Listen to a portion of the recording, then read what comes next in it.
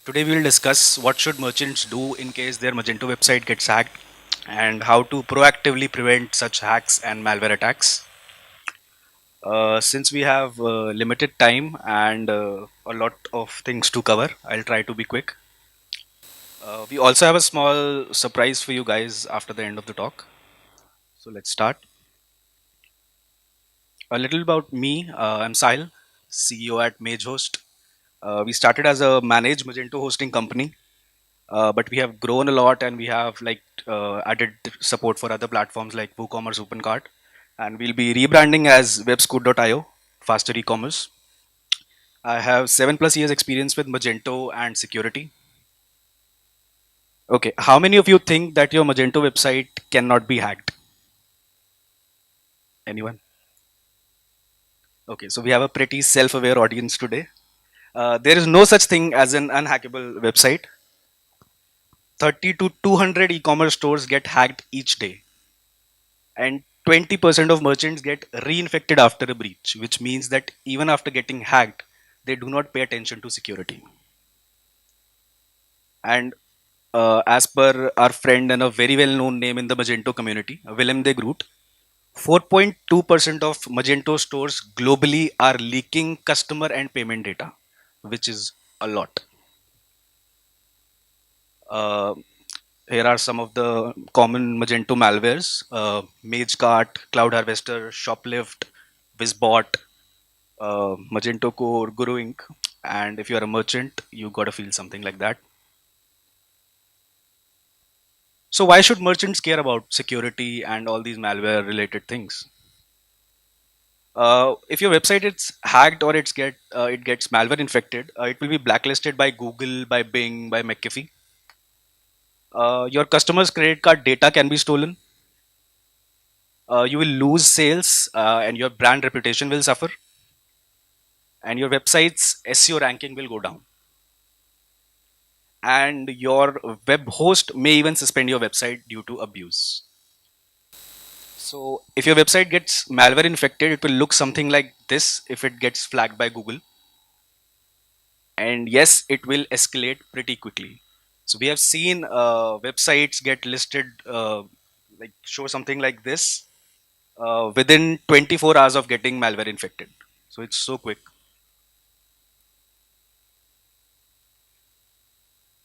So how does this hacking and malware infections happen basically? The major reason is Magento security patches are not applied.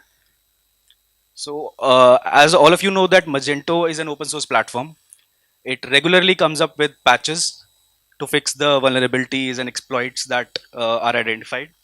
Developers don't usually patch these, and the bad guys use this information to attack the stores basically. Then the second reason could be bad extensions. We'll discuss about these later also. We'll share a list with you. These are the extensions that are known to have vulnerable code, so you should avoid using these extensions. Then it could be Apache or Nginx related web server exploits. Then it could be PHP exploits. The most common one is PHP web shells that are used to gain access. Then it could be SQL exploits or SQL injection. Then one other reason which is very common is Magento related insecure URLs. By insecure URLs, it is like the URLs can show you confidential information which can be used to gain access to your store. One such example is Magmi, which was used to import and export data. It could be the var folder that contains cache, session, exports, logs, all the information. And then it could be Magento config files. As per the Magento CV details from 2015 to 2019, the major reason for these CVs was cross-site scripting that contributed 41%. And the second one was code injection that contributed around 24%.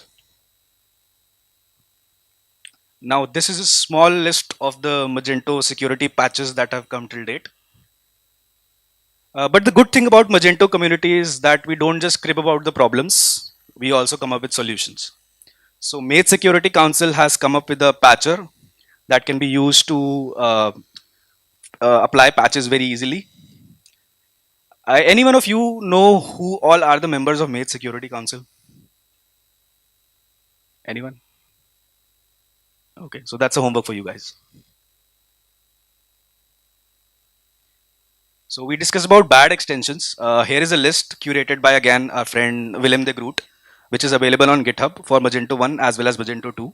You can just go to this link, find out which all are the bad extensions that you should avoid using in your websites. Okay, so I did not pay attention to security and I got hacked. What should I do now? First of all, you should take a backup of all the files and the database in your current state, which you can refer later. Then you should run some scans. Scans are primarily of two types. One is external, second is internal. External scans are basically very simple scans that non-technical merchants can also run.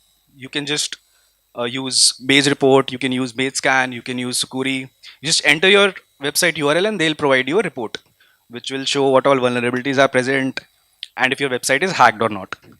There is also an option called Ecom Scan, which is a paid tool created by our friend Willem, which I have mentioned a couple of times.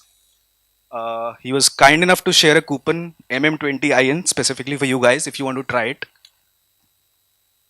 Then the second scans that we discussed are internal scans. These are typically have to be installed on your server. Then they scan all the files present on the server. For that, you can use Maldet, you can use ClamAV, you can use Yara. Our personal favorite is Yara. So this shows basically an output of a malware infected website that was scanned using Sukuri check. As you can see, it will provide you all the details. It will show you basically which malware it found. I'm not sure if it's clear or not. It is telling that it was shoplift that we discussed. That shoplift with the malware it identified. And if you click on more details section, it would also show you the exact JavaScript it found out. Okay. Okay, so you found out, you ran some scans, you found out that there is an JavaScript present. Now you should remove it. So the most common places in M1 where these kind of injected JavaScripts were found was HTML head miscellaneous scripts and footer miscellaneous HTML. If you just go to it, you will find out that scripts are mostly present in these sections. The second most common attack vector that we have seen apart from injecting JavaScripts is injecting the PHP files. So the first image will show you the exact code that has been injected into autoload.php file. The second image shows you the same code that has been decrypted so that you can understand it. So what basically it is doing, it is passing all the information to a third party URL. Whenever it finds some of the keywords like billing, like CVV, like payment, like card, so it will send it to a third party. Okay. So you removed some of the JavaScript, you removed some of the injected PHP code, but how can you ensure that no more files are injected? So for that, you should do a diff between your Git files and your server files. And if you are not using Git, you can do a diff between your local development environment and your server files. So diff basically tells you the difference between the files that have changed. You can refer that to see if it's actual changes or some hacker has added or deleted some code from that. Okay, so a lot of times we have seen that when something like this happens, like a hack or a malware activity, a lot of times Magento admin users are created. These are created so that they can be later used as a backdoor to gain access again.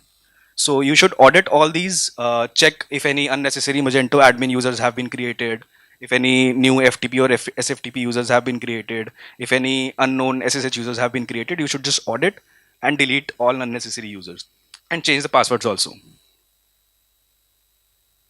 Okay. So after this, you should block some sensitive URLs. By sensitive, I mean like they can show some confidential information about your website. And some few of the examples are listed here, like PHP info files. These should be blocked. Your Git config files should not be accessible to anyone. Magento config files. So we have seen Magento stores with even local.xml accessible using a browser. So all your database details are accessible to anyone who opens that. It's a crime, guys. Then third-party URLs like Magmi, other Magento URLs like var, like Magento API URLs like RSS catalog, all these should be ideally blocked. Then you should harden your PHP and your web server. Uh, there are some PHP functions that should be disabled by default, like exec, like shell exec, like pass through, like system. So why these should be disabled? Because these are the primary reasons, like they are used in those PHP web shells and other exploits. So if these are not required, you can just disable them until unless some extension specifically requires these, because Magento by default doesn't require these. Okay. Then you should block PHP uploads in media folders, because this is also a very common exploit, that PHP files are uploaded to media folders where access to upload is allowed. So this should ideally be blocked. Then we should always try to use the latest versions of PHP. The problem with M1 not supporting PHP 7, again, the power of our community. Our friends at Inchu have developed a patch that can be used to get support for PHP 7 with M1 also. And you can get the link here. It's available on GitHub. So even for M1, you can try to use PHP 7. Then you should turn off the web server signatures. That's very important. And a lot of times Magento websites also have WordPress blogs with them. So that becomes another attack vector, because WordPress is also very easily, like it's prone to hacks. So hackers can use access in WordPress to get then get access to your Magento store also. So you have to ensure you protect your WordPress blogs also. In addition to all these, it's always good to have another added layer of security, for which you can use web application firewalls. So web application firewall is a firewall that sits in between the internet and your actual server. It filters out the bad traffic. By bad traffic, I mean, for example, the identified OWASP top 10 vulnerabilities or cross-site scripting requests. All these are blocked by these. For these, you can use Sukuri, you can use Komodo Sea-Watch, you can use Fastly, you can use Akamai, depending on your requirements and depending on your budgets. These start from as low as like $15 per month. Okay. So you are a merchant, and a lot of things that we discussed today went over your head, which is fine. But what you must ensure is get a fully managed Magento hosting partner who understands Magento and understands security. Then you can hire professionals with Magento security experience to help you with that. And you can also get like one-time malware cleaning services also. These are available from Sukuri, these are available from Sea-Watch, these are available from GetAstra, and there are a number of companies that can help you get rid of the malware one time. But the suggested thing is to partner with the first point, that get a managed Magento hosting partner, because in that case they'll take care of everything for you. You should also ask your developers and your hosting partners to do a couple of things. These are very important. So they should have an incident response plan handy. So if something like a hack happens, what should be done? And one such plan has been created by a friend and a very well known name in the Magento community, Talesh Siparsan, which is available on GitHub on this link. Then they should also audit the logs to identify the exact attack vector. What happened? How did exactly the hack happened? Was it some theme? Was it some extension? What exactly was used to gain access to your store? That is very important. Then you should ask your developers to follow the coding standards. Link is given here. They should also report the malware signatures and the malware domains, because it helps to identify those and block these in a timely fashion, basically. And a friendly piece of advice from our very own Ben Marks: do not edit the core. Okay, let's just quickly revise what we discussed today. Always apply Magento security patches. You can use the patcher that has been created by the Mage Security Council. Do not use the bad extensions. The list has been shared, that was created by Willem. These have vulnerable code, so avoid using them. Fix responsibility. That is very important. Who will be responsible to bring your store back to working condition once it gets hacked? Will it be your hosting company? Will it be your developers? Will it be some third party? But you should know it beforehand, before a hack happens. Who will take care of that? Partner with a managed Magento hosting company that understands Magento, that understands security. Then you should block Magento related sensitive URLs like var, like magmi. Then you should harden your PHP and web server. You should disable some of the PHP functions. You should turn off the web server signatures. Again, the next point is also very important. You should change the Magento admin URL to a custom one. Uh, and along with that, that is something that a lot of people will tell you, but you should also then enable brute force protection. So even if someone comes to know about the custom URL also, then also you have a brute force protection. So for example, someone is trying to log in and enter the password like incorrect password 5 times, so he will automatically be blocked. And you can also add IP restrictions. So only your own IPs will be able to access that URL. So if possible, if you have static IPs, try to do that also. Then you can enable two-factor authentication. Extensions are available for that also. Always like regularly scan your media folders for PHP files, because technically it should not be there until unless there's some customization or some extension that requires it. So try to block these or scan these regularly to find out if any PHP files or files, image files with PHP code are present in that. That is also possible. Okay, so we discussed Mage Report and Mage Scan are our friends, but I have mentioned here to block them. Why? Because they show you the vulnerabilities, they show you the problems with your store, and these things can also be used by the bad guys to hack you. So technically, Mage Report, Mage Scan should be blocked. Use strong passwords and change them regularly. Never use keys in the code. Then there should not be any test files or DB dumps in your production setup. That is also a lot of times developers do. File permissions should be impeccable. We have seen a lot of times that the simple thing that they find out is to just change the permission to 777 if something is not working. That should not be done. Ensure you have backups. You should run some drill tests regularly to see if those backups are actually useful. You can use them to restore it back or not. Because this is also a very common thing that people set up backups, but when actually they needed to restore it, they find out that those backups were not in a working condition. You should have a disaster recovery plan also with all this. And last but not the least, you should get PCI compliant. For small merchants, the fee is very, very like small, and you all the things that we discussed are sort of covered in that. So it's always better to get that also. These are some of the Magento security superheroes that have inspired a lot of people, including me. And below are their Twitter handles if you want to follow them. Okay. Thank you.